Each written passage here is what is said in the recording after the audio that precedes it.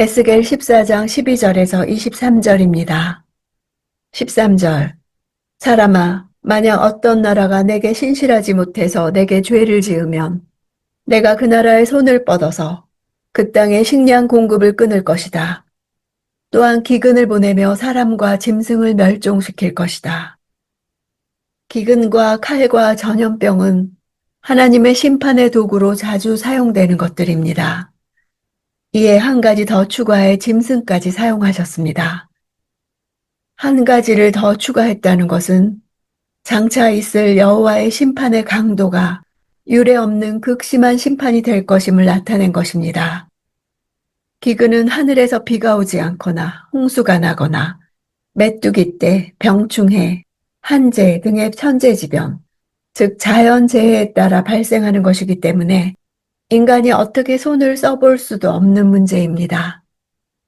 그러므로 기근을 당하는 사람들은 그것이 자연을 주관하는 하나님으로부터 직접 내려온 재난이라는 사실을 확실히 인식하게 될 것입니다. 실제로 유다 왕국 말기, 바벨론에 의해 멸망하기 직전 예루살렘은 기근으로 백성들이 양식을 구하기 어려운 지경에 처했었습니다. 14절. 노아, 다니엘, 욥, 이 세 사람이 그 안에 있다고 해도 그들이 그들의 의로움으로 인해서 자기들의 목숨만 건질 것이다. 주 여호와의 말이다. 개인의 죄를 다른 사람이 담당하지 않고 개인 자신이 책임질 것을 말씀하시며 그 가운데 노아, 다니엘, 욥, 세 사람과 같은 의인이 있다 할지라도 그들 자신만 구원받을 뿐이라는 사실을 무려 4번이나 반복적으로 강조하고 있습니다. 모든 사람들은 다 각각 자기 죄로 인해 그에 합당한 형벌을 당할 뿐입니다.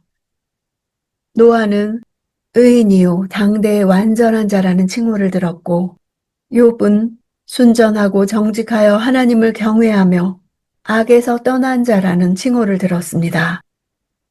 다니엘은 우상이 범람하는 바벨론 제국 한복판에서 그가 처한 신분에도 불구하고 하나님 경외 신앙에 대한 입지전적인 인물로 인정받았습니다.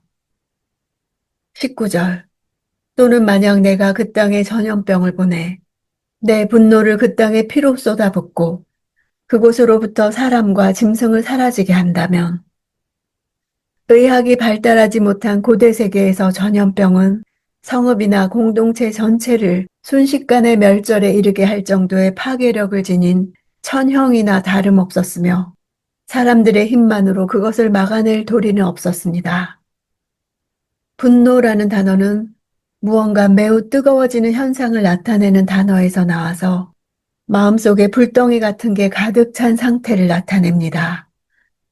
피는 죽음보다 훨씬 더 강렬한 느낌을 주는 표현으로서 맹렬히 타오르는 불같은 여호와의 분노가 붉은 피의 형태로 심판의 대상 위에 쏟아진다는 시각적 표현으로 인간으로서는 감당할 수 없는 저주가 그들에게 임한다는 사실을 생생하게 전달합니다. 20절. 내 삶을 두고 맹세한다. 노아, 다니엘, 욥이 그 안에 있다고 해도 그들이 아들들이나 딸들을 구하지 못할 것이다. 그들은 오직 자신들의 의로움으로 인해서 자기 목숨만 구할 것이다. 주 여호와의 말이다. 네 번째 반복은 결론으로서 인간의 의란 그 어느 누구와도 나누어 가질 수 없다는 구원의 개별성 원리를 최종 선언하고 있습니다.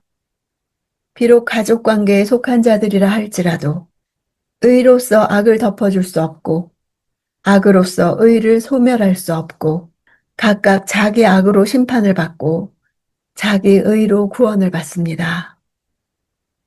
21절. 나 주 여호와가 이렇게 말한다.